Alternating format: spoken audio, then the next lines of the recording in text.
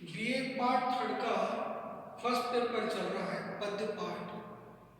उसमें मुक्ति बोध का अध्यापन कर रहा हूँ मैं। आधुनिक हिंदी कविता के बहुत जाने माने कवि हैं मुक्ति बोध। पूरा नाम है गजानन माधव मुक्ति बोध। इनकी दूसरी कविता थी दूर तारा। इस कविता की मूल चेतना के संबंध में आपसे डिस्कस करना है।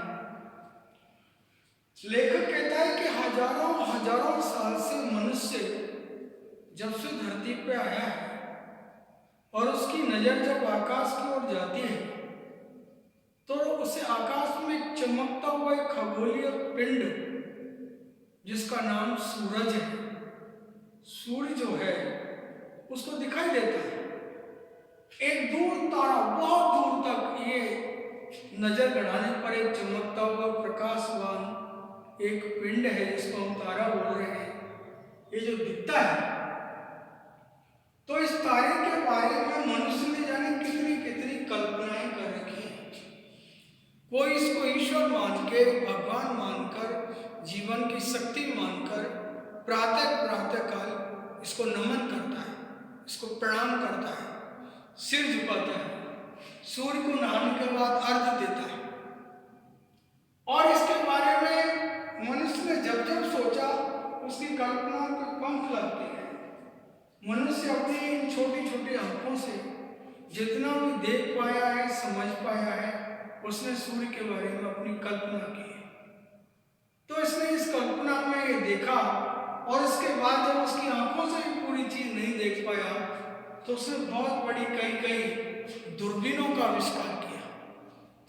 ऐसी खगोलीय दूरबीन बनाई जिससे वो सूरज को, उसकी गति को, उसके उदय को, उसके अस्त को अपनी आंखों से निहारना चाहता था। कुछ हद तक उसे सफलता भी मिली जितना भी वो समझ पाया, लेकिन उसका जो ज्ञान की जो जिज्ञासा है वो कभी बंद नहीं हुई, शांत भी नहीं हुई। और उसके बारे में लगातार कल्पना करता रहा, किस तक कैसे पहुंचा जाए, ये कहाँ से चमकता है, कहाँ अस्त होता है, कितना इसका प्रकाश है और कैसे ये पूरी धरती को एक नई प्रकाश से भर देता है। तो इसी को लेकर मुक्ति बोध की एक कविता है जो आधुनिक हिंदी कविता की एक अपनी पहचान है। तो इस दूर तारा कविता की जो मूल संवेदना है उस पर हमारा आज का डिस्कस था। तो इस कविता के बारे में अगर पूरा पढ़ें तो मुक्ति बोध कहता है कि हर मनुष्य के हृदय में भी, मनुष्य के हृदय रूपी आकाश में भी एक तारा टिमटिमाता है, एक तारा जगमगाता है जो उसके हृदय रूपी अंधेरे में प्रकाश करना चाहता है, उसको वास्तविकता के दर्शन कराना चाहता है। लेकिन मनुष्य बाहर के सूर्य को प्रकाशमान होते हुए देखता है, लेकिन अपने हृदय रूपी आकाश में भी आत्मा का एक प्रकाश पुंज है, उसको देख नहीं पाता। ये जीवन भर बाहर ही भटकता रहता है उजाले की तलाश में। लेकिन अगर वो अंतर मन से भी प्रकाशमान हो जाए तो निश्चित रूप से वो संसार के प्रत्येक रहस्य को धीरे धीरे समझ सकता है। लेखक ने इसमें दूर तारा कविता की अगर हम अध्ययन करें तो उसमें 5 चीजें उभर कर आती हैं। पहला, मानव का सीमित ज्ञान और दृष्टिकोण है। मानव के पास अपनी एक ज्ञान राशि है, लेकिन इस सारे खगोलीय संरचना को समझने के लिए वो बहुत सीमित है। सूर्य कब बना, कैसे बना, कब से उदय अस्त चल रहा है, इसके बारे में पक्का तथ्य तिथि वो निर्धारित नहीं कर सकता, केवल अनुमान से कल्पना ही कर सकता है।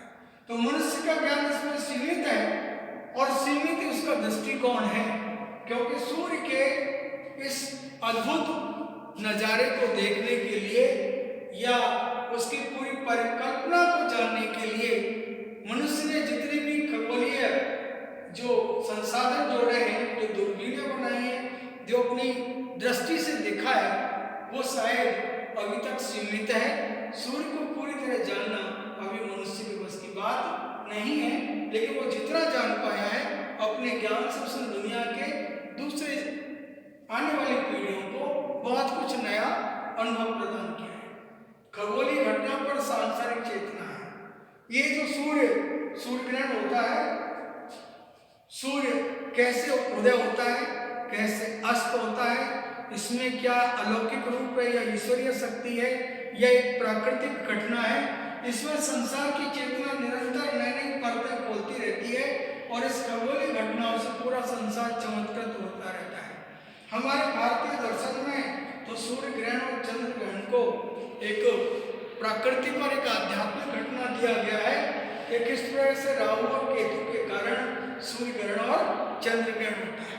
लेकिन साइंस के नए आविष्कारों ने यह साबित किया है कि जो सूर्य जो पृथ्वी के चारों ओर चक्कर लगाता है और इसी क्रम में कोई ऐसा तिथि विशेष आती है कि उसका वो चंद्रमा की परछाई से वो ढक जाता है सूर्य की परछाई से, और इस प्रकार से कई बार अंधेरा हो जाता है धरती पर जो सूर्य ग्रहण होता है।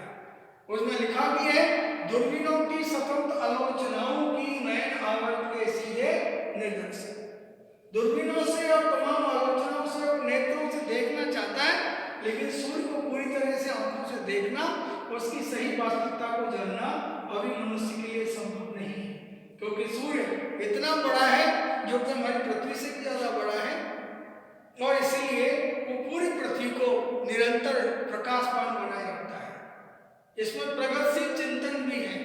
मनुष्य पुराने जो चिंतन उस पर नहीं रहना चाहता, वो निरंतर जितनी भी खगोलीय घटनाएं होती है उनके बारे में नित्य नित्य शोध करता है, नई नई चीजों की जानकारी लेता है और नई नई जानकारी से अपनी पीढ़ी को अवगत करता है। तो उसका जो प्रगतिशील चिंतन है मनुष्य का, वो निरंतर चलता रहता है। हृदय रूपी आकाश का चिंतन है। कभी ये कहना चाहता है कि जैसे हम सूर्य के बारे में जो दूर तारा उसके बारे में जानना चाहते हैं, ऐसे हर मनुष्य के हृदय रूपी आकाश में भी एक तारा है, एक प्रकाश है। मनुष्य को उसको भी जानना चाहिए, और उसको जानने के बाद ही मनुष्य का हृदय भी प्रकाशमान होगा और बाहरी संसार भी प्रकाशमान उसे दिखेगा। इसलिए लिखता है, जो कि अपना ही स्वयं बन चला चित्र भीत ही विराट। मनुष्य अपना ही एक चलचित्र है, मनुष्य खुद ही एक मनुपुत्र है जो स्वयं विराट व्यक्तित्व का है। इसलिए मनुष्य को हमेशा प्रगतिशील चिंतन तो हो, वो अपने हृदय रूपी आकाश का चिंतन भी उसको करना जरूरी है। रहस्यवादी भाव चेतना है। इस कविता के अंदर निरंतर एक रहस्य बना रहता है सूरज के बारे में, कि मनुष्य ने अब तक जो जाना है, जो पहचाना है, जो माना है, वो अपने आप में अभी तक पूर्ण सत्य नहीं है। इसके परे और भी सत्य हो सकता है। इसलिए साइंस या वैज्ञानिक लगातार इसके बारे में रिसर्च करते रहते हैं, और मनुष्य का भी अभी तक रहस्य बना हुआ है कि आखिरकार इस खगोल मंडल में, इस अंतरिक्ष में ऐसे कितने ग्रह हैं, ऐसे कितने चमकते तारे हैं, ऐसे कितने प्रकाश पुंज हैं जो इस धरती को या पृथ्वी लोक पर रहने वाले मनुष्यों को या दूसरे जीवों को अलौकिक करते हैं, आकर्षित करते हैं, या उनके जीवन को नई नई जिज्ञासाओं से भरते रहते हैं। और अंततः निष्कर्ष में देखा जाए तो ये पूरी कविता मानव को नए नए चिंतन से जोड़ने के लिए और अपने अंतर्मन के हृदय रूपी आकाश को पहचानने के लिए और प्रकृति के रहस्यों से जुड़कर और जो तमाम तरह की उसकी जिज्ञासाओं को निखारने के लिए कवि ने ये कविता लिखी है। और इसमें ये साबित किया है कि जो दूर तारा जो सूर्य है, वो एक खगोलीय पिंड है जो धरती को करोड़ों करोड़ों वर्ष से प्रकाशमान कर रहा है, और मनुष्य ने अपनी नेत्रों से और अपनी दूरबीनों से जितना जानना चाहे उतना ही जान पाया है। लेकिन सूर्य की जो विराट सत्ता है वो असीमित है, लेकिन मनुष्य की सत्ता भी असीमित है, और इसलिए मनुष्य हजारों साल से इस रहस्य को जानने के लिए निरंतर प्रयास करता रहा है और प्रयास करता रहेगा। और मनुष्य को सूर्य के प्रकाश के साथ साथ हृदय के आकाश में भी प्रकाश के दर्शन करने चाहिए।